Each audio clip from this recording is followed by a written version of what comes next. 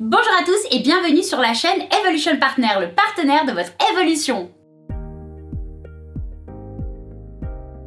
Bienvenue dans ce mois d'octobre complètement fou, spécial tendance de mode automne-hiver 2021-2022. Aujourd'hui, le couturier star, c'est Valentino. Valentino est une maison de couture italienne créée à Rome en 1960 par Giancarlo Giametti et Valentino Garavani. Passons à présent au défilé de prêt-à-porter pour la marque Valentino. Pour Pier Paolo Piccioli, talentueux directeur artistique depuis 2008, en codirection avec Maria Grazia Chiuri, aujourd'hui directrice artistique de la prestigieuse maison Dior, le sens de la créativité rime en ce moment avec des gestes punk et des actes romantiques de détermination et de force. Sa collection d'automne-hiver a été mise en scène dans les espaces vides du Piccolo Teatro de Milan historique, fermé au public depuis le début de la pandémie. Mais il a précisé que le fait qu'il avait décidé de le faire réouvrir ne serait-ce que temporairement était une sorte d'acte punk, ce qui, selon lui, nous a manqué lors de la pandémie.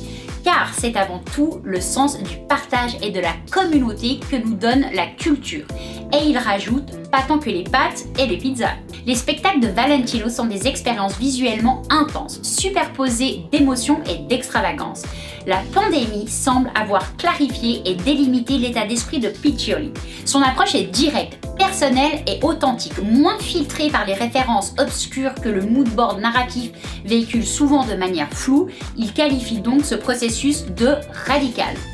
Pour l'automne-hiver, la collection est concise et pointue. Les ourlets ont été radicalement raccourcis par un geste presque tangible de coupure. C'est un acte de mode, explique Pier Paolo Piccioli. Il cherchait un espace ouvert à de nouvelles possibilités, comme les entailles que Fontana infligeait à la toile pour trouver de nouvelles dimensions derrière elle.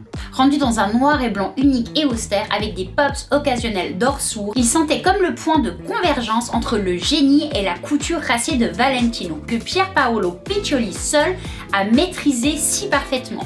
Et la nouvelle proposition d'une silhouette abrégée est laconique, pertinente pour aujourd'hui. Un assortiment de capes en laine magnifiquement coupé, le modèle de vêtements d'extérieur et la couture par excellence pour notre saison froide qui arrive était le pivot de la collection.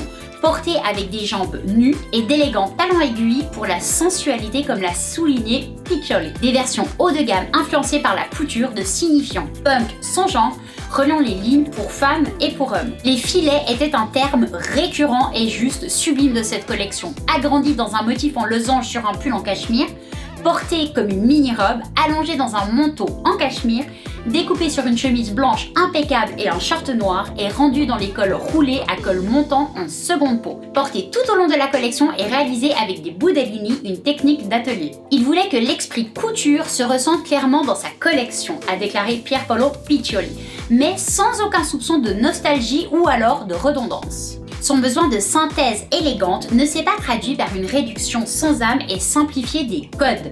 La sensibilité de Piccioli est bien trop empathique pour cela. Il valorise l'humanité par-dessus tout. Il est probablement né romantique. C'est l'acte radical d'avoir la force d'être ce que l'on est.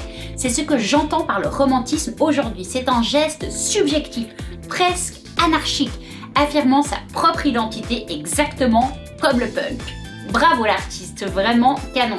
Et voyons maintenant mon coup de cœur de chez Valentino pour sa collection de prêt-à-porter automne-hiver 2021-2022. J'ai adoré cette année chez eux leur tendance cut-out, comme eux ont appelé filet, version un peu treillis, qu'on a vu porter sur leurs petits pulls qu'on portait dessous, sur les gros pulls, sur les capes, juste magnifique. Mais j'ai opté pour la version plus large de la tendance plus confortable, avec une chemise à double large col dessous, mini-jupe patineuse plissée, petit escarpin Rockstud Alcove Garavani en chevreau avec bout vernis et finition clou, super chic.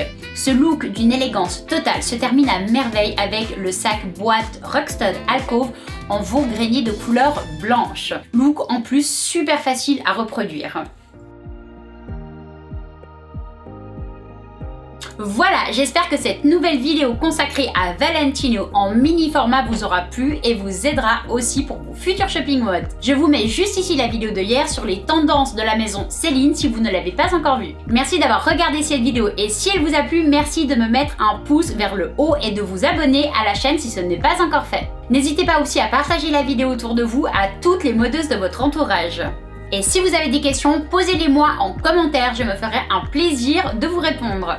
Moi, je vous dis à demain pour un nouveau créateur. Prenez soin de vous, vous êtes précieux, ne l'oubliez jamais.